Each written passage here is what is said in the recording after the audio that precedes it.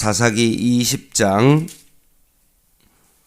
1절부터 23절까지 말씀입니다. 사사기 20장 1절부터 23절까지 말씀 한 절씩 교독하겠습니다. 이에 모든 이스라엘 자손이 단에서부터 브엘사바까지와 길르앗 땅에서 나와서 그 해중이 일제히 미스바에서 여호와 앞에 모였더니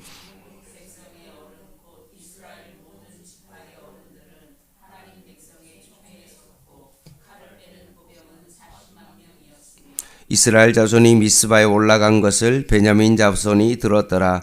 이스라엘 자손이 이르러 이 악한 일이 어떻게 일어났는지 우리에게 말하라 하니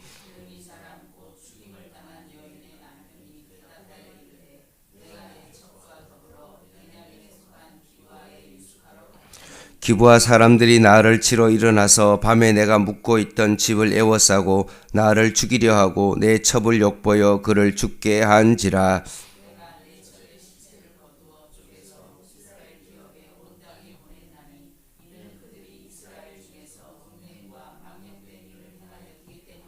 이스라엘 자손들아 너희가 다 여기 있은즉 너희의 의견과 방책을 낼지니라 하니라.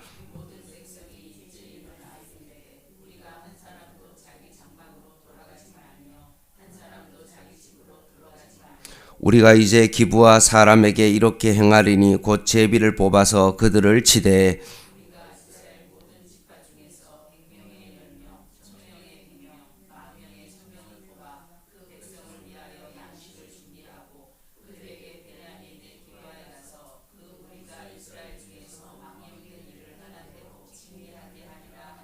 이와 같이 이스라엘 모든 사람이 하나같이 합심하여 그 성읍을 치려고 모였더라.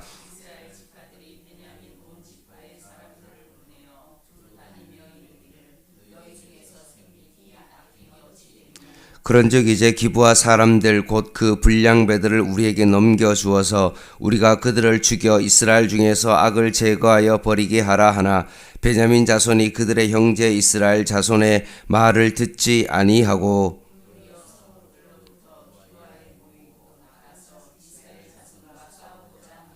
그때 그 성읍들로부터 나온 베냐민 자손의 수는 칼을 빼는 자가 모두 26,000명이요 그 외 기브아 주민 중 택한 자가 700명인데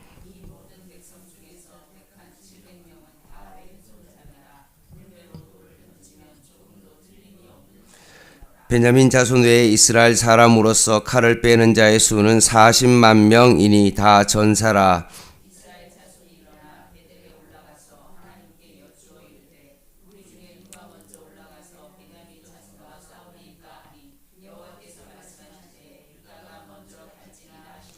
이스라엘 자손이 아침에 일찍 일어나 기브아를 대하여 진을 치니라.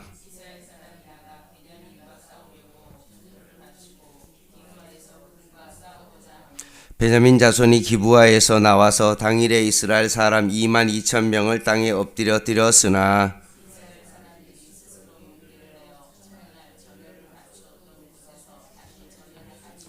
같이 읽겠습니다. 이스라엘 자손이 올라가 여호와 앞에서 저물도록 울며 여호와께 여쭈어 이르되 내가 다시 나아가서 내 형제 베냐민 자손과 싸우리이까 하니 여호와께서 말씀하시되 올라가서 치라 하시니라. 아멘.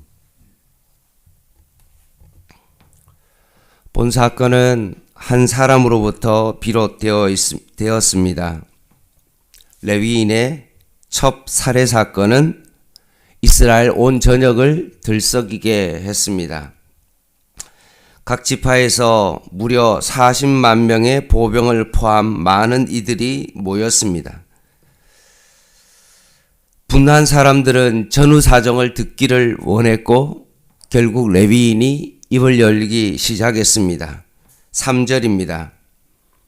이스라엘 자손이 미스바에 올라간 것을 베냐민 자손이 들었더라. 이스라엘 자손이 이르되 이 악한 일이 어떻게 일어난지 우리에게 말하라 하니 레위 사람 곧 죽임을 당한 여인의 남편이 대답하여 이르되 이제 전후 사정을 설명합니다. 내가 내 첩과 더불어 베냐민에 속한 기브아에 유숙하러 갔더니 기브아 사람들이 나를 치러 일어서서 밤에 내가 묵고 있던 집을 에워싸고 나를 죽이려 하고 내 첩을 욕보여 그를 죽게 한지라. 내가 첩의 시체를 거두어 쪼개서 이스라엘 기업의 온 땅에 보냈나니 이는 그들이 이스라엘 중에서 음행과 망령된 일을 행하였기 때문이라 라고 입을 열었습니다. 한마디로 말하면 레위인이 말하기를 기브아 사람이 자신의 목숨을 위험했고 결국 첩을 능욕하고 살해했다라고 증언합니다. 물론 그의 말은 사실에 기반하고 있지만 그 말은 너무나 자기중심적인 말이었습니다. 자신의 안전을 지키기 위해서 첩을 내주었다는 그런 말을 하지 않았습니다.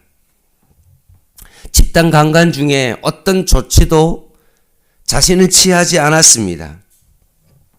그리고 아침에 이 상을 죽어있는 첩이 문지방에 손을 얹고 있는 그 상을 보자 자신의 목숨을 걸기 위해 주랭랑을 쳤습니다. 이런 이야기는 다 생략되었습니다. 이 사건이 자신에게 비롯되었고 자기 반성과 고백은 찾아볼 수 없고 이 모든 것들을 타인의 문제로 돌립니다. 기브아 사람들이 음행하고 망령된 일을 행하였다고 고발하고 있으나 정작 자신이 레위인으로서 자신의 몸을 제대로 살피지 아니하고 음행하고 망령된 일을 했다는 것에 대하여 그것은 부정하고 있는 것입니다. 한 레위인의 그릇된 자기 객관화로 인하여 결국 온 나라는 전쟁터로 바뀌어 버렸던 것입니다. 타인의 눈에 있는 티를 보고 자신의 들보를 보지 못하는 어리석은 레위인의 모습을 보게 되어집니다. 하나님 앞에서 자기 자신을 객관적으로 보지 못하면 이렇게 되어집니다. 모든 것을 문제를 일으키는 트러블 메이커가 되어졌습니다. 하나님 앞에서 말씀 앞에서 자기 자신을 잘 객관화하는 사람은 오히려 피스메이커인데 레위인이 피스메이커가 되지 못하고 오히려 트러블 메이커가 되었던 것입니다. 이 말을 들은 이스라엘 지파 사람들은 자신의 감정을 주체할 수가 없었습니다. 조금 더 사실 여부를 따져봐야 되는데 묻지도 않고 따지지도 않고 결국 전쟁의 명분을 만들었습니다. 10절 하반절입니다. 그 무리가 이스라엘 중에서 망령된 일을 행한 대로 징계하게 하니라 라고 되어 있습니다. 개개인은 약하지만 모이면 강하죠. 이스라엘 각지에서 모인 사람들이 몇 명입니까? 40만 명입니다. 망령된 일을 척결한다는 대의 명분 가운데 그들이 온전히 하나가 되었고요. 하나님은 사람들에게 심판을 맡기지 않았습니다. 그럼에도 불구하고 모여든 무리들은 자신들이 심판하겠다고 그것을 자처했습니다. 대의 명분과 선동에 자신의 마음이 끌려서 결국 폭주하는 기관차처럼 전쟁의 칼날을 휘두르게 된 것입니다. 우리가 잘 아는 칸트와 니체, 막스 베버와 같은 세계적인 철학자를 배출한 나라가 바로 독일입니다. 그릇된 민족 우월성을 주장하는 나치당 히틀러의 대의 명분에 선동당해서 결국 씻지 못할 범죄를 저질렀습니다. 사랑하는 성도 여러분, 많은 사람들이 가는 길이 그 길이 옳다고 여러분 생각하시면 안 됩니다. 이 시대를 지배하고 우리를 선동하는 것이 무엇입니까? 여러분, 세상에 속지 마십시오. 우리의 유일한 어떤 판단의 기준은 어디에 있습니까? 오직 하나님의 말씀이 기준이 되어야 되고 하나님이 우리의 삶 가운데 기준이 되어야 됩니다. 자꾸 세상 사람들이 선전선동을 하여서 뭔가 대의 명분을 만들고 뭔가 사람들이 언론을 통하여서 정치적인 어떤 이슈를 만들어서 자꾸 여러분의 마음의 감정을 막 요동치게 함으로 말미암아 여러분 거기에 함부로 빠지시면 절대로 안 됩니다. 선동당한 이스라엘 군대는 40만 명이었고 베냐민과 기브와 연합군은 26,700명이 전투를 준비합니다. 하나님의 뜻을 구하지 못했던 이스라엘 전역의 모든 사람들은 병력으로 모든 것을 압도할 수 있는 그런 상황에서 어떤 지파가 선봉에 나서야 할지 하나님께 묻습니다. 하나님의 이름을 빌러 지금 명분을 찾고 있는 것입니다.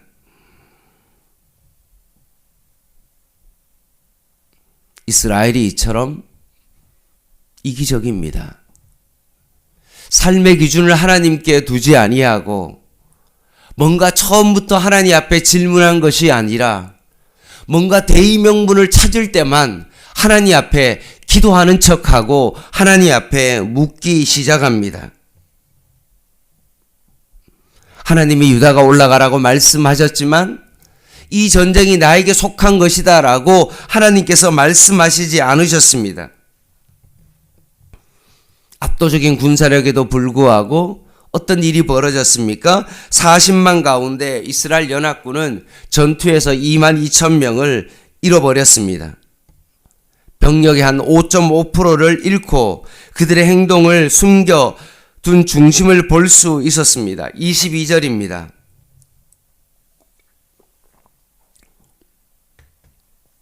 이스라엘 사람들이 스스로 용기를 내어 첫날 전열을 갖추었던 곳에서 다시 전열을 갖추니라. 이스라엘 자손이 올라가 여호와 앞에서 점을 들어 울며 여호와께 여쭈어 이르되 내가 다시 나아가서 내 형제 베냐민 자손과 싸우리까 하니 여호와께서 말씀하시되 올라가서 치라 하시니라. 본문은 스스로 용기를 내어라는 이스라엘 백성에 주목하고 있습니다. 지금 전쟁의 명분은 하나님의 율법과 하나님의 통치를 세우는 데 있지 않습니다. 사사기 전반에 흐르는 것처럼 각자 자기의 소견에 옳은 대로 지금 행동하고 있습니다. 지금 이 전쟁의 명분이 뭡니까? 하나님의 영광을 위하여 하고 있습니까? 뭔가 무엇이 잘못되었는지 정확하게 그것을 진위 여부를 앞뒤를 지금 생각하고 행동하고 있는 겁니까? 아닙니다. 지금 전쟁의 명분은 뭡니까? 반대자의 숙청입니다. 그러기에 스스로 용기를 내어야만 했습니다. 그리고 베냐민과 기브와 사람들도 동일하게 역시 자기의 소견이 옳았음을 증명하기 위하여 전쟁을 치르고 있는 겁니다. 잘못한 사람을 내놔라라고 해도 내놓지 아니하고 자신들이 여전히 옳다, 잘못한 것이 없다라고 생각하고 지금 전쟁을 치르고 하고 있는 것입니다. 단에서 부엘세바까지 이스라엘 온 백성들이 자신의 옳음을 지금 증명하고 있는 것입니다. 그래서 그 옳음을 증명하기 위하여 온 세상이 전쟁터로 변했습니다. 말씀을 마무리하겠습니다.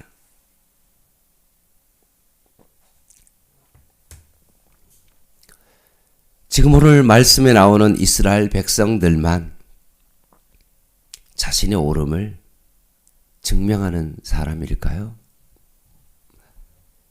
혹시나 오늘날 우리들의 모든 모습이 이스라엘 백성과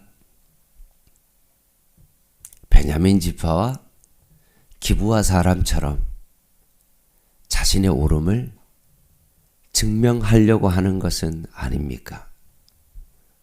목회를 해도 목회를 하는 내 자신의 목회 철학과 모든 것들이 옳다는 것을 증명하고 있지는 않습니까? 혹시나 여러분이 살아가고 있는 여러분의 삶을 혹시나 여러분은 증명하려고 하는 그런 삶을 살아가고 있지는 않습니까? 그 나의 옳음을 증명하기 위하여 뭔가 다른 사람을 희생하고 있지는 않습니까? 로마서의 말씀이 있습니다. 의인이 없나니 하나도 없습니다. 자신의 옳음을 증명할 수 있는 사람은 없습니다. 인간은 죄인이기 때문에 옳고 그름을 사실을 정확하게 판단할 수 있는 사람은 없습니다. 오직 의는 하나님께로만 나오기 때문에 그렇습니다. 우리가 그 하나님의 의에서 하나님의 손에서 조금만 벗어난다면 우리는 어떠합니까? 오늘 사사기의 말씀과 똑같이 각자 자기의 소견대로 살아갈 수밖에 없는 것입니다. 오늘 본문에 등장하는 레위인과 이스라엘, 자신의 옳음을 증명하기 위하여 전쟁을 시작했습니다.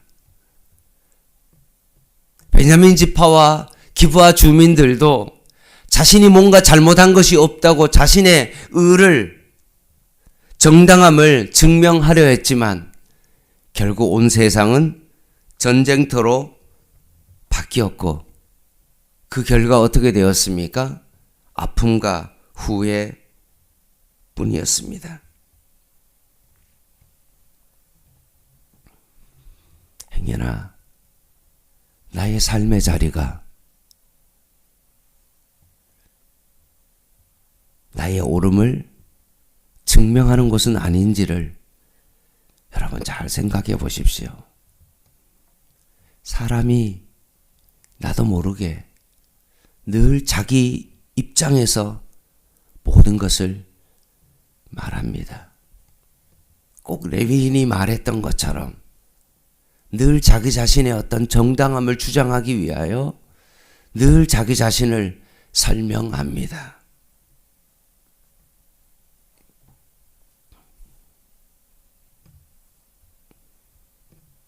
아니면 나의 반대자에게 잘못되었음을 증명하는 것도 아닙니다. 오늘도 나의 옳음을 주장하는 하루가 되어지는 것이 아니라 오늘 하루에 우리의 삶이 하나님의 선하심과 그 온전하심을 정말로 증명할 수 있는 그런 삶의 자리가 되기를 원합니다. 나의 목소리를 내고 내 자신의 어떤 자기 어떤 그런 주관적인 생각 속에 자신의 옳음을 주장하는 그런 삶이 아니라 오직 주님만을 따르는, 주님만을 증거하는 하나님의 말씀이 기준이 되어 말씀 따라 살아감으로 말미암아 하나님 말씀을 드러낼 수 있는, 하나님을 드러낼 수 있는 그런 하루의 삶이 되시기를 주님의 이름으로 간절히 부탁을 드립니다. 기도하겠습니다.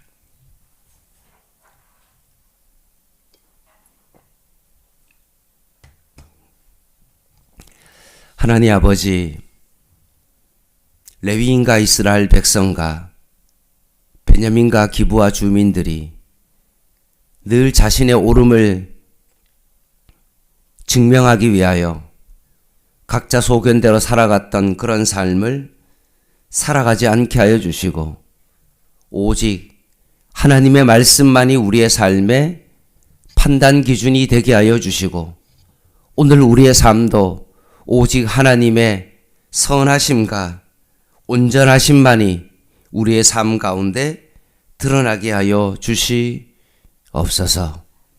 행여나 나의 잘못이 있음에도 불구하고 그것을 가리고 내 자신의 중심에서 모든 것을 설명하는 자가 되지 않게 하여 주시고 오직 하나님의 말씀 앞에 자기 자신을 잘 비추어 낼 수 있도록 주님께서 우리를 붙잡아 주시옵소서. 예수님의 이름으로 간절히 기도드립니다. 아멘. 개인 기도 하시겠습니다.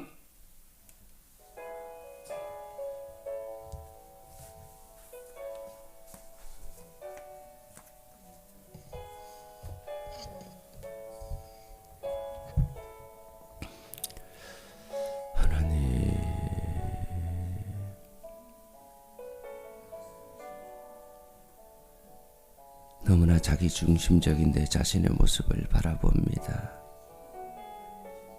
하나님,